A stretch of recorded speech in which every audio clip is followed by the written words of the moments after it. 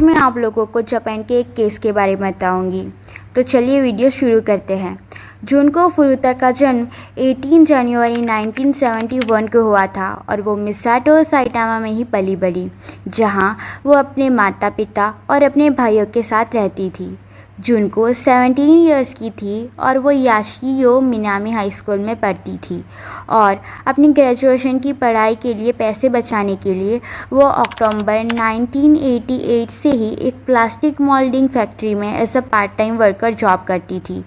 जुनको फुरुता ने एक इलेक्ट्रॉनिक रिटेलर में भी अपनी जॉब एक्सेप्ट कर ली थी, जहां उसने अपने ग्रेजुएशन होने के बाद जॉब करने की प्लानिंग की थी। फुरुता को उसके क्लासमेट्स और टीचर्स बहुत पसंद करते थे और उसके ग्रेड्स भी अच्छे आते थे। अकॉर्डिंग टू हर फ्रेंड्स, वो एक आइडियल सिंगर बनना चाहती थी। वही याशियो मिनामी हाई स्कूल में हिरोशी मियानो नाम का लड़का भी पढ़ता था। वो एक बड़ा ही गुस्सैल और गलत काम करने वाला लड़का था और वो याकुजा गैंग का मेंबर भी था। जब फुरुता अपने स्कूल में बहुत ही पॉपुलर थी और वो बॉयज़ में भी बहुत ही पॉपुलर थी, तो हिरोशी मियानो ने फुरुता को प्रपोज किया, पर फुरुता ने उसे पोलाइटली ही रिजेक्ट कर दिया। इसी रिजेक्शन और ईगो के कारण उसने फुरुता से बदला लेने की सोची। 25 नवंबर 1988 की शाम को मियानो और मिनाटो लोकल लेडीज़ को लूटने और उनका रेप करने के इरादे से अपनी मोटरसाइकिल पर मिसाटो के आसपास के ही एरिया में घूम रहे थे, जहां उन्होंने फुरुता को देखा जो अपनी जॉब से अपने घर लौट रही थी। मियानो के कहने पर मिनाटो ने फुरुता को उसकी साइकिल से नीचे गिरा दिया और वहां से वो भाग गया और फिर मियानो ने हेल्प करने के बहाने फुरुता से बात की और उसे घर तक छोड़ने की ऑफ़र की। उसका विश्वास जीतने के बाद मियानो फुरुता को पास के ही एक गोदाम में ले गया, जहां फुरुता को उसने धमकाया और याकुजा मेंबर होने का दावा किया और उसने कहा कि उसकी जान तभी बख्शी जाएगी जब वो उसकी बात मानेगी। उसी रात मियानो फुरुता को टैक्सी से अदाची के एक होटल में ले गया, जहां उसने उसका रेप किया। उसके बाद जो कुछ भी उसने फुरुता के साथ किया वो सब कुछ उसने अपने फ्रेंड्स मिनाटो और ओगुरा को बताया।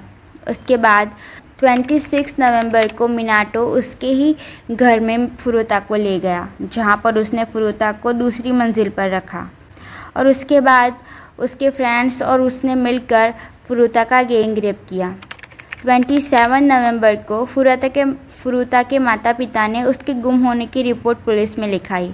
जब ये बात मिनाटो और मियानो को पता लगी, तब उन्होंने फुरुता को अपनी माँ को 3 बार फ़ोन करने के लिए मजबूर किया, ताकि उसकी माँ को लगे और यकीन दिलाया जा सके कि वो भाग गई है, लेकिन सेफ है और अपने दोस्तों के साथ रह रही है।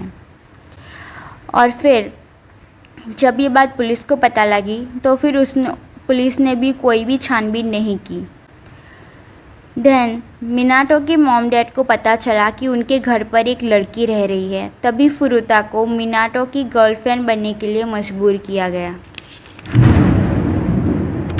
28 नवंबर की रात को मियानो ने अन्य लोगों के साथ मिलकर फुरुता का गैंग रेप किया, जिसके बाद मियानो ने उसके जेनिटल एरिया के हेयर रिमूव कर दिए और उसके जेनिटल एरिया को जलाने की कोशिश की।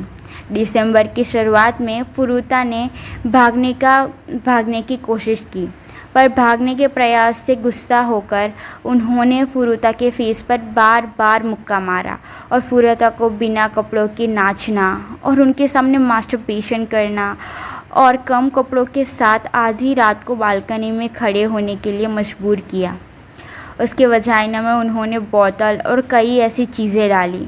उन्होंने उसे सिर्फ और सिर्फ लिक्विड फूड ही प्रोवाइड किया। बार बार होने वाले हमलों के कारण और उनको सहन करने में असमर्थ फुरुता कभी कभी उसे जान से मार देने की भी गुजारिश करती थी। दिसंबर के एंड तक फुरुता को सिर्फ दूध दिए जाने की वजह से वो गंभीर रूप से कुपोषित हो चुकी थी। अपनी चोटों और जलन के कारण वो टॉयलेट जाने में भी असमर्थ थी। बार बार की पिटाई के कारण उसका रंग रूप काफ़ी बदल गया था। उसका चेहरा इतना सूज गया था कि उसे पहचानना भी बड़ा ही मुश्किल हो चुका था और उसके घावों से भी गंदी स्मेल आने लगी थी। 4 जनवरी 1989 की रात को महजोंग के गेम में पैसा हारने की वजह से मियानो ने फुरुता पर अपना गुस्सा निकालने का फ़ैसला किया। उसने एक कैंडल जलाई और उसके फेस पर गर्म मोम टपकाया।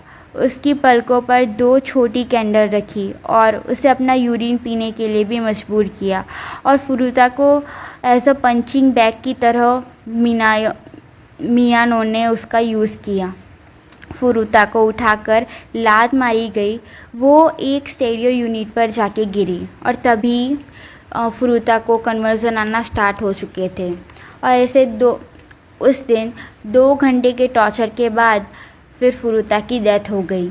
जब फुरुता की डेथ हुई और उनको पता लगा कि फुरुता की डेथ हो चुकी है तो इसी डर से कि उनका क्राइम किसी को पता ना चल जाए, उन्होंने फुरुता की बॉडी को एक ड्रम में रख दिया और उस ड्रम में वेट कंक्रीट भर दिया और फिर 5 जनवरी को लगभग 8 बजे उन्होंने टोक्यो के वाकाशु में ही खाली जगह में ड्रम को फेंक दिया। 1989 की शुरुआत में मियानो और ओगुरा को 19 ईयर गर्ल की किडनैपिंग और रेप के लिए अरेस्ट किया गया।